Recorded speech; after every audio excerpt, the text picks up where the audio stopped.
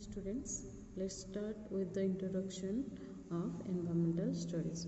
What is environmental studies? Environmental studies are the scientific study of the environmental system and the status of its inherent and induced changes on organism. It includes not only the study of physical and biological characteristics of the environment but also the social and cultural factors and impact of man on environment. तो environmental studies आमे studies रे आमे कौन पढ़ियो एटा गोटे पाठटे जो कि आमे आम परिवेश विषय जानबू परिवेश रे कौन होची कौन न होची परिवेश ऊपर आमर कौन इफेक्ट पड़ुची परिवेश आम ऊपर कौन इफेक्ट पड़ुची ए सब विषय आमे कोथरे जानछु एनवायरमेंटल स्टडीज तो आमे इन जनरल जदि आमे आको डिफाइन करिवो इट इज ए स्टडी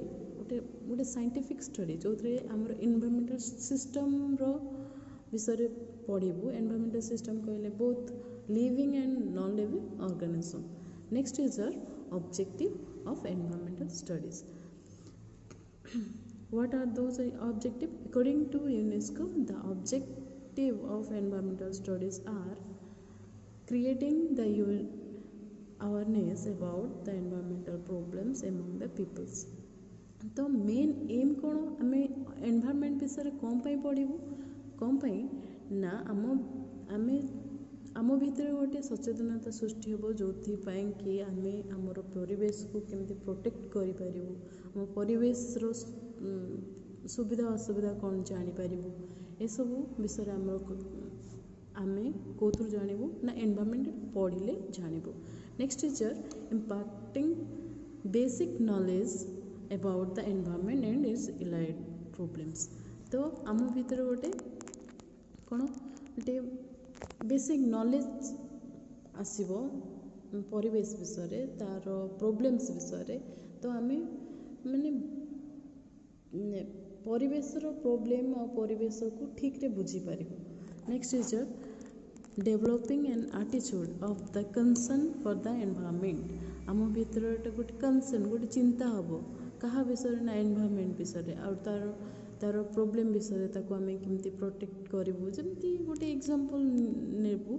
कि आम जंगल जदि नष्ट करुचु गछ काटुचु ताहले आमर कौन प्रोब्लेम होची तो पॉल्यूशन अधिक हो जाउची आमर ग्लोबल वार्मिंग होची एसिड रेन होची जोथि पई कि आमर फसल सब नष्ट हो जाउची हो कि नहीं these are the basic knowledge next is motivating the public to participate in the environmental protection and environmental improvement तो ए विषय जदि सब लोक मैंने जानवे ताहले से माने पार्टिसिपेट करि परिबे केमती आम परिवेश को प्रोटेक्ट करि परिबो केमती आमे परिवेश को आमर परिवेश को इम्प्रूव करि परिबो तो ए विषय आमे केमती जानबू जतेबेले आमे एनवायरमेंटल विषय पढ़िबू next is acquiring the skills to help the concerned individuals to identifying and solving the environmental problems आम भीतर गोटे स्किल पड़े आसो जो थे कि आम अन्य मन को हेल्प कर पारिबू कि एटा कले ठीक एटा कले भूल एमती जणै पारिबू आम परिवेश को से माने जेमती नष्ट न करंतु तांको आउ टिके इम्प्रूव करंतु से विषय आम तांको जणै पारिबू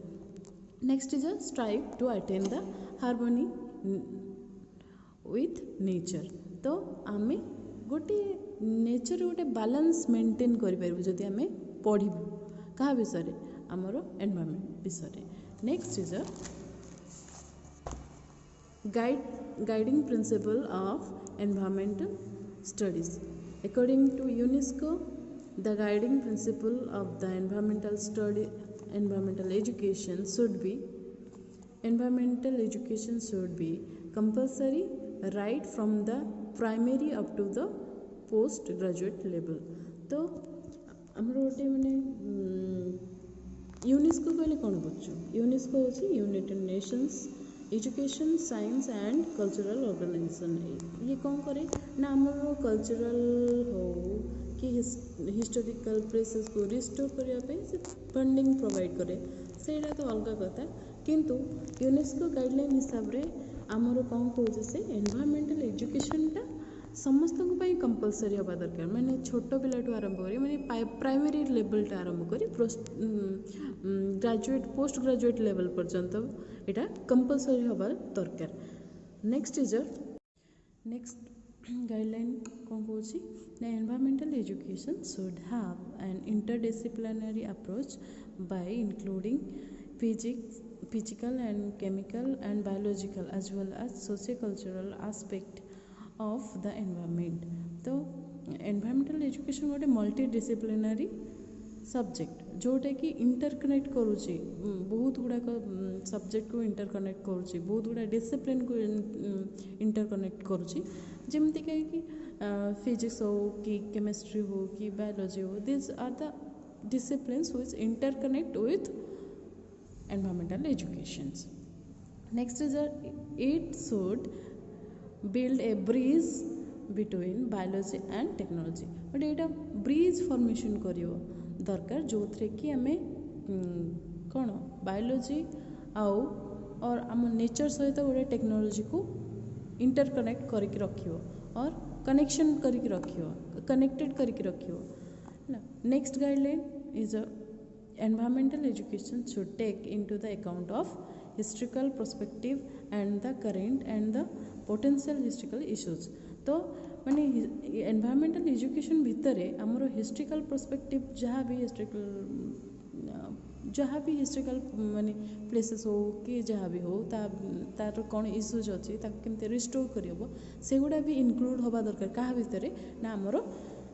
एनवायरमेंटल एजुकेशन भितर। Next guideline is environmental education should emphasize the necessity of seeking the international cooperation in environmental planning। तो आमर environmental planning रे the environmental education एमिति हवा दरकार जो कि आमर डिफरेंट कंट्रीज पार्टिसिपेट करिया दरकार कि केमिति कि आम एनवायरमेंट को रिस्टोर करूँ केमिति आम रिजल्व करूँ तार प्रोब्लेम्स गुड़ाक ए सबू कौन हम ना आम एनवायरमेंटल एजुकेशन रे कर। Okay student, next guideline is environmental education should emphasize the importance of sustainable development, that is economic development without degrading the environment। तो environment education कहाँ पूरे emphasize करा दरकार कि आमर केमती का डेवलपमेंट हम आम कंट्री रो डेवलपमेंट केमती हम आम इकोनॉमी रे केमती डेवलपमेंट आसीबो विदाउट अफेक्टिंग आवर एनवायरमेंट आमर एनवायरमेंट को नष्ट न करिकी केमिति आमर